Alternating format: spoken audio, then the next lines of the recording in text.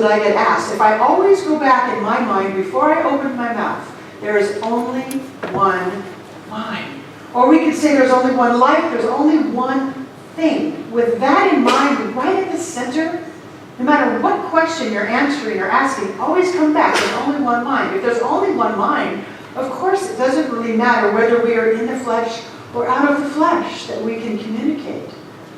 It's not such a crazy idea. And many people don't necessarily hear, but a lot of people feel. You can feel the presence of a loved one around you who's already passed away. Or you can feel when you walk into certain homes that there may be people hanging out there. You might even feel it when you walk into this sanctuary, because I've been told that we are very alive with all kinds of wonderful, wonderful people. And Michael, your costume actually says what I've been told around here. His front of his costume says, "Peace Ghost." So we are not to assume that if somebody is talking about spirits outside of us talking to us, there's not to assume that there's anything harmful or foolish or scary about it. Let's assume instead that everybody, whether they're in the flesh or out of the flesh, is for us. Is absolutely for us, not here to harm us, but to love us, to bring us peace. That's what I have been told, that I have a lot of folks hanging around here who used to come to church here who are still hanging us out, basically being our cheerleaders.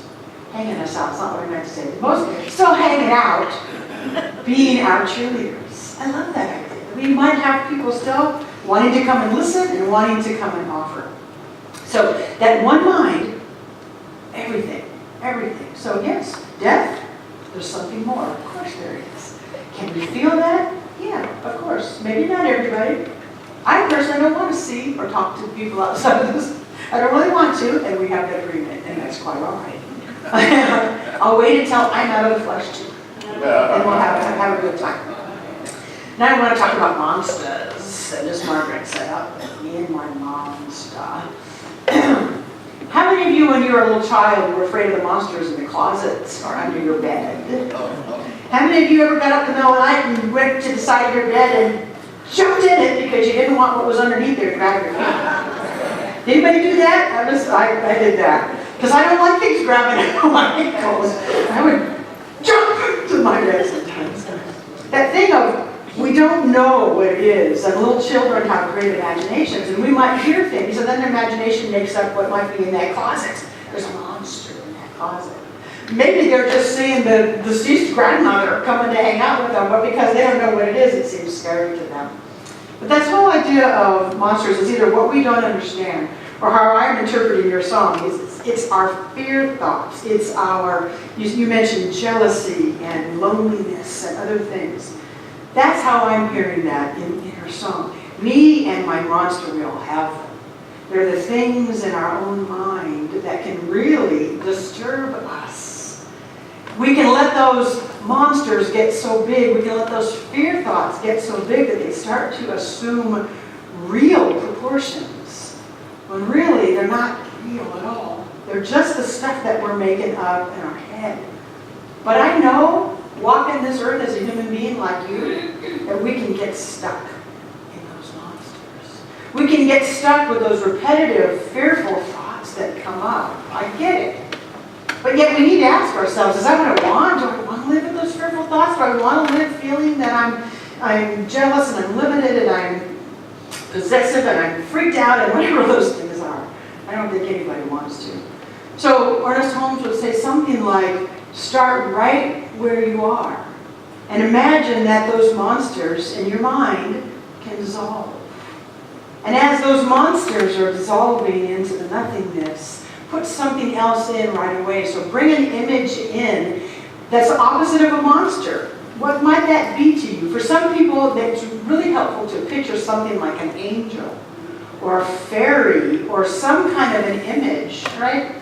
It's still just all spirit. But replace it with the God thoughts. We need to start right where we're at and take one step. Because I don't know about you, but when I get stuck in a fear thought, I want to get through it so darn quick that I want to get all the way to the end result, which is peaceful and joyful. Yes? Yes. But I gotta start where I'm at. I gotta start with, okay, I feel that monster showing up again. Am I gonna let the monster have its reign inside of my head? Or am I gonna tell that monster, you get to dissolve now. And I'm gonna bring in the godlight instead. It takes conscious awareness, okay? Monster, sometimes it's best if you even laugh at it. All right, monster, I see you. You don't get to have sway here.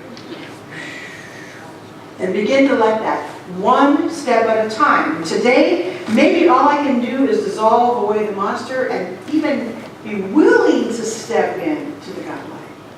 I might not get all the way there, but I got to be willing. We must reach for the higher vision if we are ever going to attain it.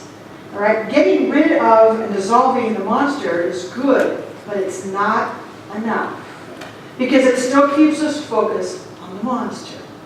So to reach in our mind for something higher, something greater, something more, a better thought, a more loving thought, I use this affirmation all the time. 3 simple words. I am safe. Whatever it is. It doesn't matter if I'm stressing out about getting on an airplane, if I'm stressing out about money, if I'm stressing out about being at home alone at night, it doesn't matter. I am safe. And that affirmation becomes my joy, it becomes my angel of light, if you will. So the monster is any fear thought or any comparative less than kind of close thoughts. Let them melt. I'm safe. I'm loved. I'm whole. Reaching for the next greatest vision. If we don't reach for it, we can never move toward it. So we must. And if the voices say, oh yeah, I'm not going to get there, that's a monster voice that you tell that monster voice it doesn't get to have sway today. And reach for the next highest thing. I am safe. There are no monsters. And this philosophy will tell us there is no evil. And so that's the question. When I do the open mic thing, that's the question I get every time.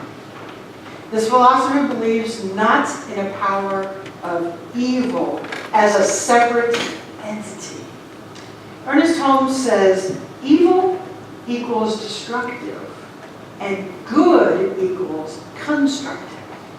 Oh, that's a different frame. There must not be a destructive power. There is only a constructive power. So anybody hanging out or anybody new wondering, what about the power of evil? He says, absolutely not. So let me go to the newer book now.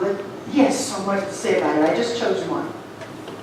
He says, we shall have to learn that evil is neither person, place, nor thing of itself. But it is an experience which we are allowed to have because of our divine individuality. Until through negative experiences we learn to use the law affirmatively and thus to enjoy its full benefits. Right? Evil is neither person, place, nor thing, but is an experience we are allowed to have as our soul is developing. Allowed to have. Allowed to have. So when we look around the world and we say, yeah, but people are doing these really destructive, harmful things. Yes, we're saying that that appearance is true. There are times that it does seem like there's evil doings. He doesn't deny that appearance. He doesn't deny that experience. But what he says is, you can no longer say the devil made me do it. All right? The devil did not make us do it. There's not something outside of us that has power over us. Or anybody else who you might deem doing something bad. There's nothing outside of them. There is only God, we say. There's only that one source, we say.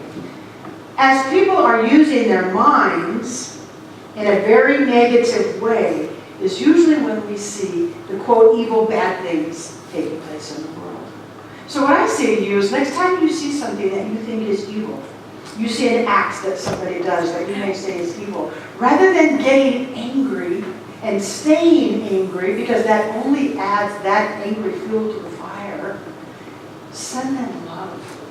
They need it so badly. Send them compassion. If somebody is harming another person, I'm not talking about like psychosis now, okay? I'm just talking about your everyday not so good behaviors. Send them love as much as you can.